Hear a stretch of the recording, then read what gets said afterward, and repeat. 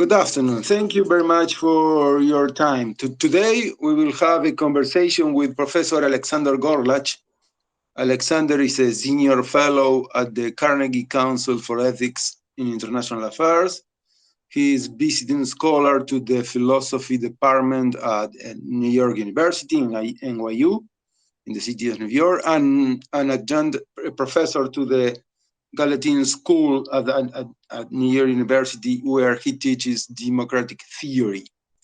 He was also, until recently, a research associate at the Internet Institute at Oxford University. And among other topics, Alex worked on democratic theory, democracy and technology, theories of pluralism, etc., etc.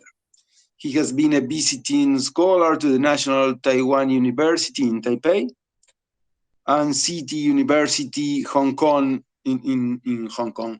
He has written many books and articles on the rise of autocratic China and its implications for democracies in East Asia.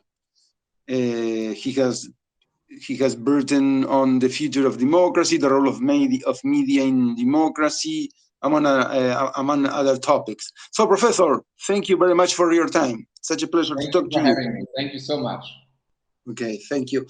My first question, Professor, what is the current state of the Chinese politics, and also who is Xi Jinping?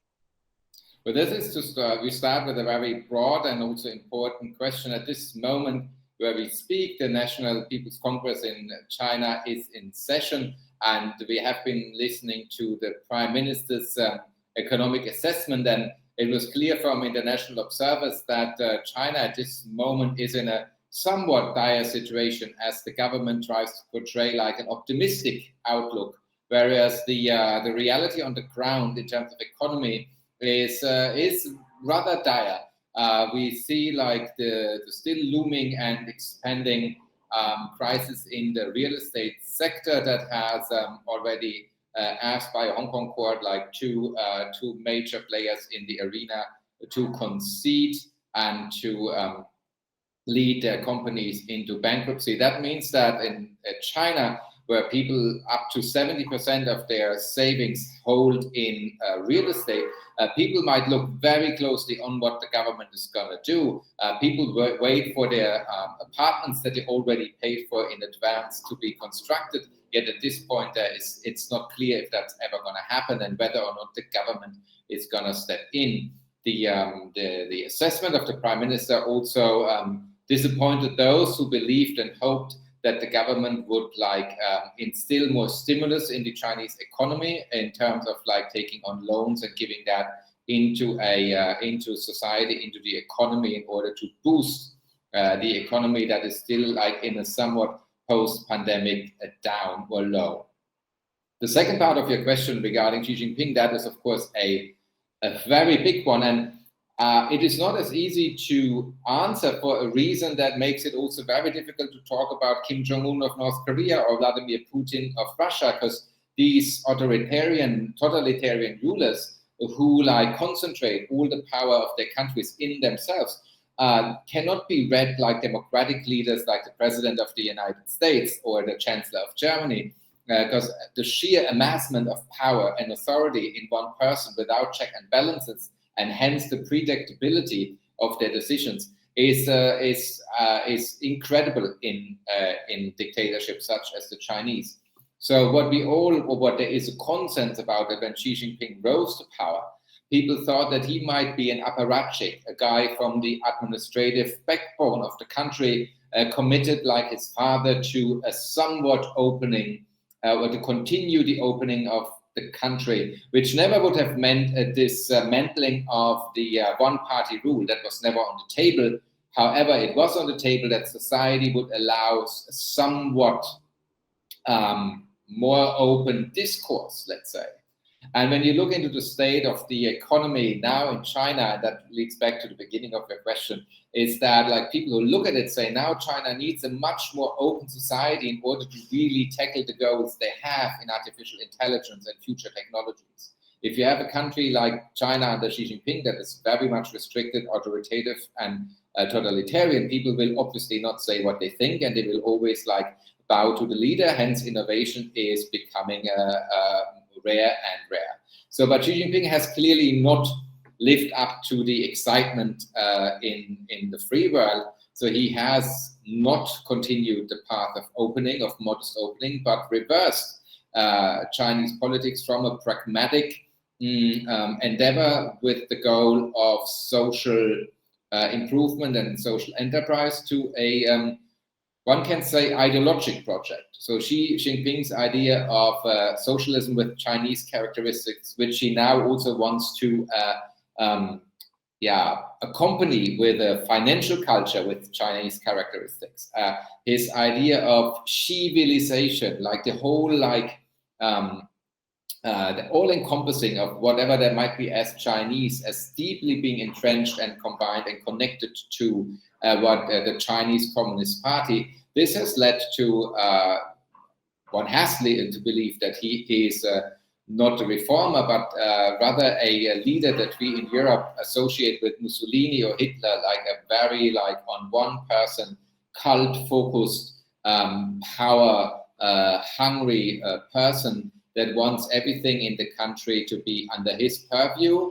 And if it's not only him, then also like a little bit of the Chinese Communist Party.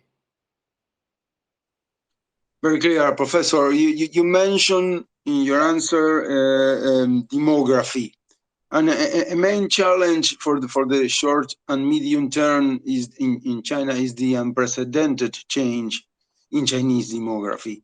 Do you think it's a structural crisis or something the regime will be able to deal with?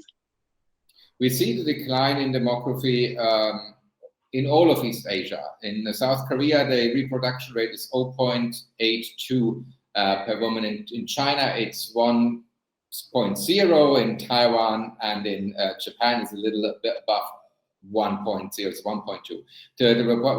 To maintain the standard or the status of population now, it would be needing roughly 2.1 children per woman. So it's not only a problem to the People's Republic of China. What people in general see in East Asia, which is connected to a large set of Confucian values, is that giving birth out of wedlock is still frowned upon. So you will not have as many single moms as you have in countries in Europe or in the United States.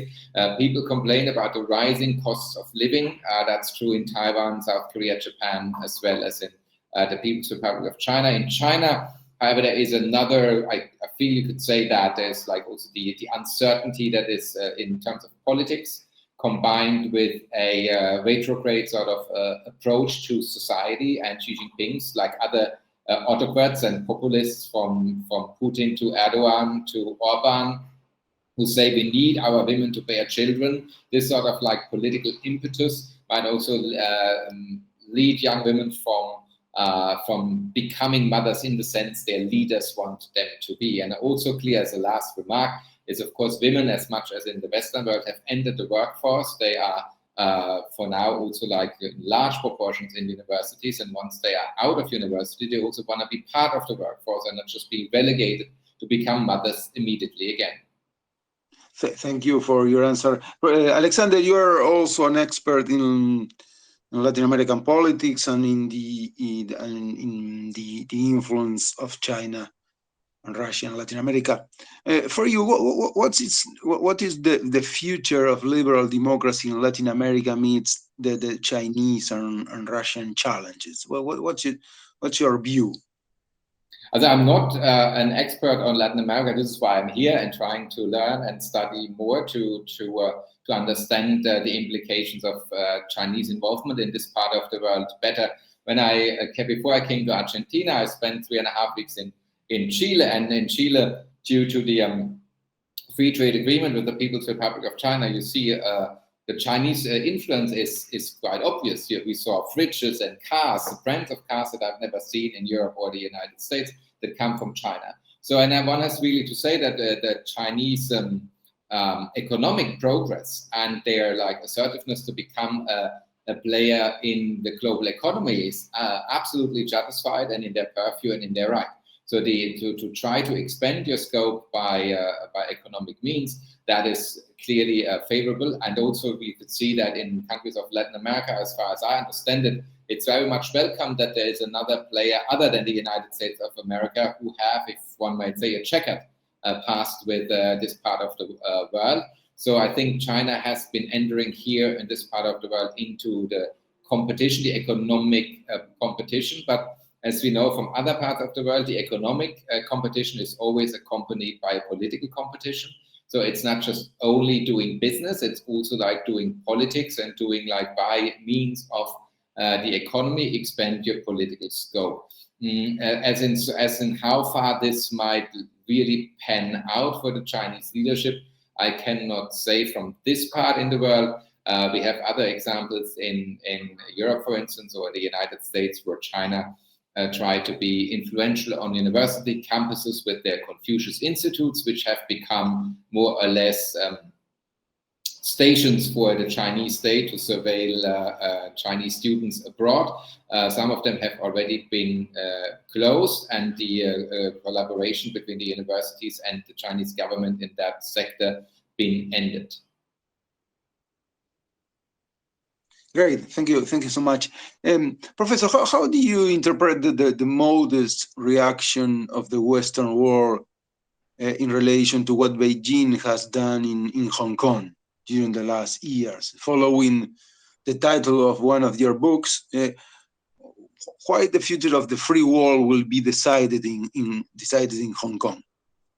I think Hong Kong is, in a sense, only in a sense, comparable to what Putin did in Crimea. So there's no doubt, and that's the difference, that Hong Kong is a part of China. However, there has been made provisions and contracts that would maintain the semi-autonomous status of Hong Kong until 2049.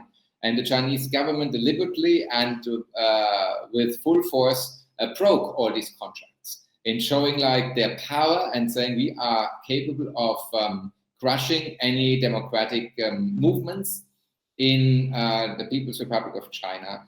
They drove into exile, incarcerated democracy activists. They also incarcerated the former cardinal of Hong Kong, a 90-year-old man, also a proponent of democracy, which reminded us that China is an atheist state in which religious liberties are not granted, which also leads to Xinjiang, where like the Muslims are undergoing like severe discrimination and incarceration in camps. So the Chinese government used Hong Kong as an example to show what, if it's given free rein, what it's going to do. And this is there is not much that the free world could have done. As I said, it is Hong Kong is a part of China, and therefore it is also like an internal affair. However, it led to a clear deduction what would happen to Taiwan, which is not a part of the People's Republic of China, however been claimed by the Communist Party, which never ruled over the island. That, of course, the people in Taiwan said, okay, well, whatever ideas Beijing under Xi Jinping might have for a tighter, closer relationship in economic or whatever terms, they will never keep their contracts. Beijing is a liar, and the lying Xi Jinping has been shown his face in Hong Kong. So this has been also like clearly to the rest of the world that like the treatment of democracy activists, the breaking of contracts in Hong Kong might not be the last step of Xi Jinping's expansionist hunger, but just the beginning. Very much indeed. You know, after Hong Kong, maybe Taiwan. You have been in Taiwan many times. For you, what is the real dimension of the conflict? What is the role for the Western democracies? So Taiwan is by all means, or let's just quote the ones from the Democracy Index by the British magazine The Economist, the leading democracy in Asia. It was between places 8 and 11 in the last years in the global survey. Just to see, Germany is 17 and the United States is in the 30s. So like Taiwan, by all means, and all markers of democracy, is a shining example of this democracy. And this is what I believe is the inflection point for Xi Jinping. The Chinese economy would not gain anything from an annexation of Taiwan. But as long as Taiwan is a vibrant democracy, a shore of the People's Republic of China, which is a dictatorship, Xi Jinping always fears that the people of China will see this shining example of Taiwan and might one day ask for greater participation, if not the end of the one-party rule. So I feel in that context, this whole conflict needs to be seen. However, Beijing has claims to territory that is not his in all of the Western Pacific, from Japan, Korea, the Philippines, the South China Sea I'm talking about, and Taiwan. China wants to annex parts of foreign territory. It already has assembled artificial islands in the South China Sea and militarized them. It has staged jets over Taiwan Island. It has also violated the median in the middle of the Taiwan Strait that separates the People's Republic of China and Democratic Taiwan. All this is to assert that China wants to have the power over this region, and it also underlines the imperial and colonial project that Xi Jinping is undertaking. And it's fascinating to see how Xi Jinping and Vladimir Putin, who also wants to re-erect the Russian Empire, call out the West for being neo-imperial and neo-colonial, whereas they themselves are the new colonial and imperial masters.